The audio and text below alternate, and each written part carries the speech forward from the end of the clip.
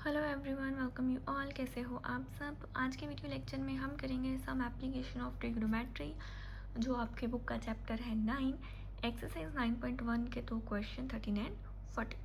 तो स्टार्ट करेंगे from question number 13। तो स्टेटमेंट है हमारे पास, as observed from the top of the 75 metre high lighthouse from the sea level. मतलब हमारे पास एक 75 मीटर हाइट का एक लाइट हाउस है और उसके टॉप से हमने क्या है, angle of depression of two ships जो है वो मेजर किया है। तो एक शिप के साथ एंगल है 30, दूसरी शिप के साथ एंगल है 45। If one ship is exactly behind the other, तो वो एक शिप, जो शिप्स हैं वो एक दूसरे के बिल्कुल एग्जैक्टली पीछे हैं। On the same side of the light house find the distance between the two ships. तो सबसे पहले डायग्राम बनाएंगे। तो मतलब एक है हमारे पास लाइट हाउस जिसकी हाइट है हमारे पास 75 मीटर की, और लाइट हाउस के टॉप से हमने ऑब्जर्व किया है angle of depression of two ships. एक था 45 डिग्री का और उन्होंने कहा है कि दूसरी शिप भी एग्जैक्ट उसके पीछे है ऑन द सेम साइड, तो वो उसका एंगल है हमारे पास 30 डिग्री का। और हमें निकालना है डिस्टेंस बिटवीन द शिप्स, मतलब हमें ये वैल्यू को निकालना है। मार्किंग करेंगे तो ये होगा हमारे पास ए बी सी डी। तो हमें निकालना है सी डी। तो निकालना क्या है, हमें डिस्टेंस बिटवीन टू शिप्स, ये हमें निकालना है, जो है हमारे पास डी सी। क्लियर। तो अब हम स्टार्ट करेंगे। सबसे पहले हम लेंगे अपना ट्राइंगल ए बी सी, क्योंकि स्टार्ट करते हैं तो बस से, क्योंकि ए बी सी से हमारे पास क्या है, एक ईजी रहेगा। फर्स्ट ट्राइंगल भी है और हमारे पास एक नोन वैल्यू भी है। तो लिखेंगे in triangle A B C use करेंगे tan 45 degree perpendicular by base. तो tan 45 होता है 1, परपेंडिकुलर है हमारे पास ए बी और बेस है हमारे पास बी सी। वैल्यूज़ को पुट करेंगे और यहाँ से हम बी सी की वैल्यू निकालेंगे। बी सी हमारा कितना है, 75। क्लियर। अब हम अपना कंप्लीट ट्राइंगल लेंगे ए बी डी। यूज़ करेंगे tan 30 डिग्री। अब जो हमारा बेस है वो कैसा है, वो बेस है हमारा B C plus C D के साथ। क्लियर। अब वैल्यूज़ को पुट करेंगे। tan रूट 30 होगा 1/√3। ए बी की वैल्यू है हमारे पास 75, बी सी की वैल्यू भी है हमारे पास 75 प्लस सी डी, जिसकी वैल्यू हमें निकालनी है। क्रॉस मल्टीप्लाई करेंगे तो ये हो जाएगा हमारे पास 75 प्लस सी डी 75√3।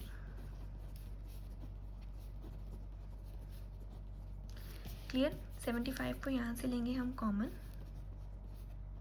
तो ये हो जाएगा √3 - 1 × 75। तो ये है हमारा सी डी इन मीटर, मतलब distance between the two ships. Clear. अब हम करेंगे नेक्स्ट क्वेश्चन नंबर 14। सबसे पहले उसके स्टेटमेंट को रीड करेंगे।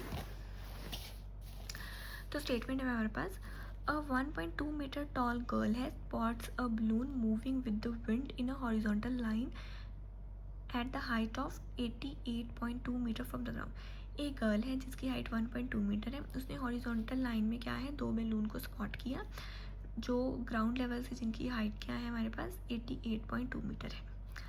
The angle of elevation of the balloon.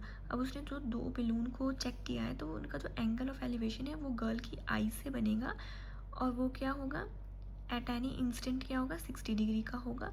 और फर्स्ट बैलून 60 डिग्री का होगा, आफ्टर सम टाइम क्या होगा, the angle of elevation reduces. जैसे जैसे वो जो बैलून है वो आगे बढ़ेगा, उसका जो एंगल है वो कम होता जाएगा और फिर उसका एंगल जो हो जाएगा वो 30 डिग्री का हो जाएगा।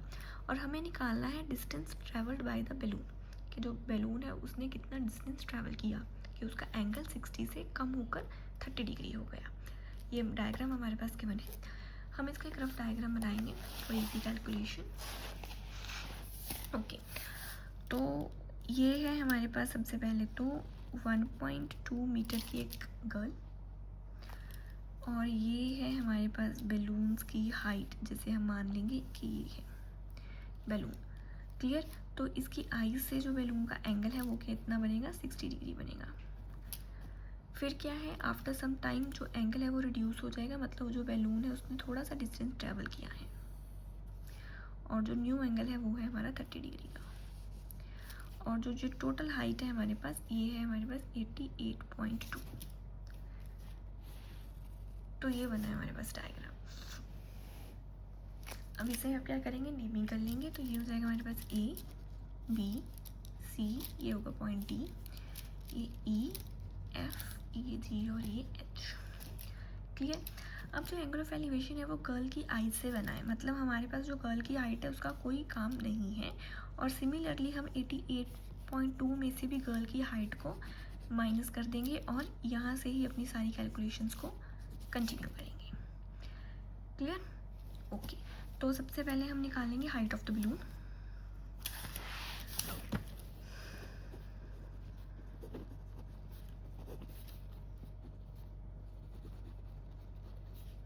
हाइट ऑफ बलून कैसे निकलेगी, टोटल हाइट से गर्ल की हाइट को करेंगे माइनस, तो हमारे पास आएगी हाइट ऑफ द बलून जो हमें एक्चुअल में यूज़ करनी है। क्लियर। अब हम कंसीडर करेंगे इन ट्रायंगल। सबसे पहले जो हमारा ट्रायंगल होगा वो होगा 60 डिग्री का, ये वाला। क्लियर। पहले हम इस ट्रायंगल को लेके कैलकुलेशन करेंगे। तो ट्रायंगल है हमारा ए डी एच।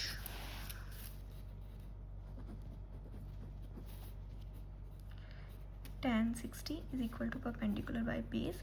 परपेंडिकुलर है इसमें हमारा एच डी और बेस है हमारा ए डी।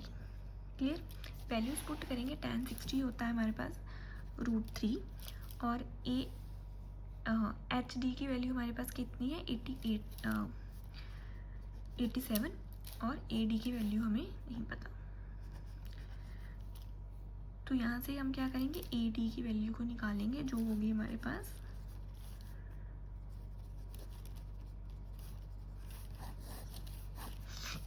क्लियर।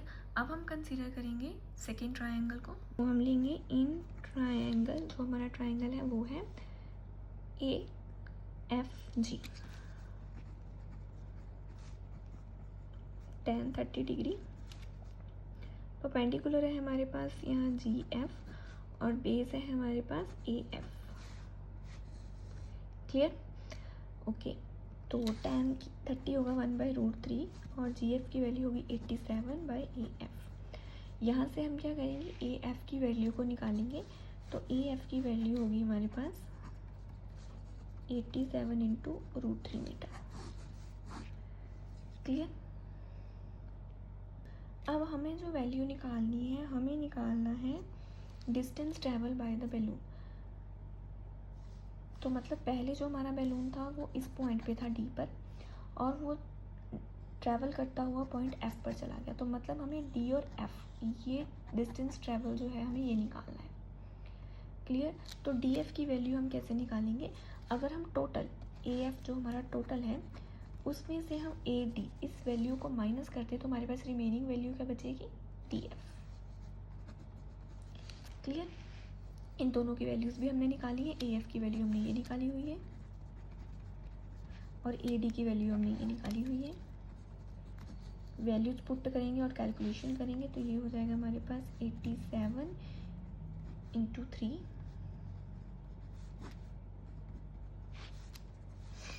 तो इसमें से हम क्या करेंगे, 87 को कॉमन लेंगे, ये हो जाएगा हमारे पास 3 - 1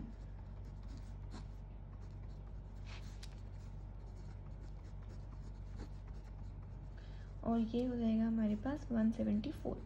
अब √3 को हम डिनोमिनेटर में तो नहीं छोड़ेंगे तो इसे हम करेंगे रैशनलाइज। ओके, तो ये हो जाएगा हमारे पास 174 √3 × 3।